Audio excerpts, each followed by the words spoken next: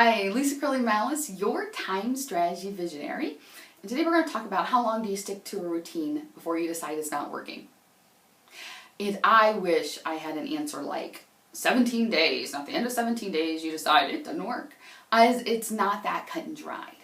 But it does require some thinking and some evaluating and some looking back.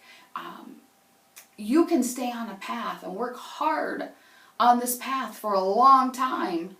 But if it's the wrong path, you're not going to get the result you're looking for. And many times when we're trying to build habits or we're trying to change things about our time management, this is exactly what we do. We read a book, we say, oh, okay, this will work for me. And then we force ourselves and force ourselves and force ourselves to follow what you've seen in the book. And then you say, if I just had more discipline or if I just tried harder, it would work. Well, that's not always the case. Sometimes it's the wrong plan. So instead, what I want to encourage you to do is to stop periodically, at the end of the week possibly, and look back and say, okay, I've been trying this. I've had success. I've had no success. I've had limited success. And then dig back and figure out why. And here's an example. One of my clients was struggling with email. And so the first thing we decided to do was to dedicate time each day for her to go in and check her email.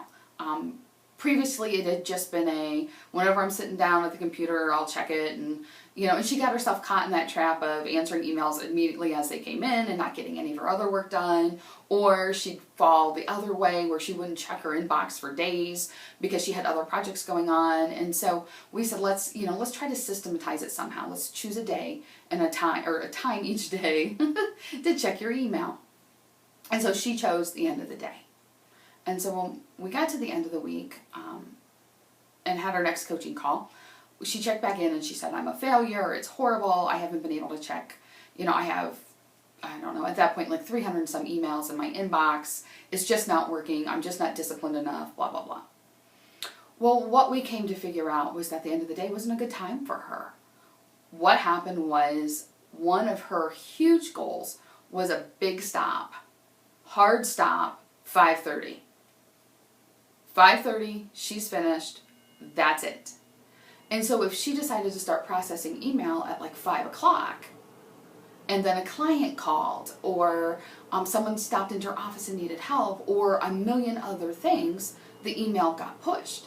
And so though she had dedicated time every day to process her email, she wasn't following it.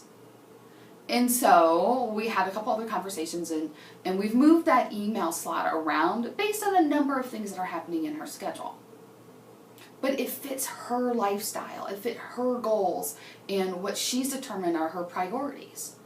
And now she's at a place where she's gotten her email down and can stay consistently down to a manageable amount, to where she feels comfortable. Before, she was feeling overwhelmed. She was afraid that there was something in that inbox that was an explosion waiting to happen. She just didn't know about it because she hadn't gotten to it yet. Now she's aware of what's there and she's got a plan that she can follow. So the answer to the question at the top of this video is check back periodically. How long do you stay on the path before you realize it's the wrong path?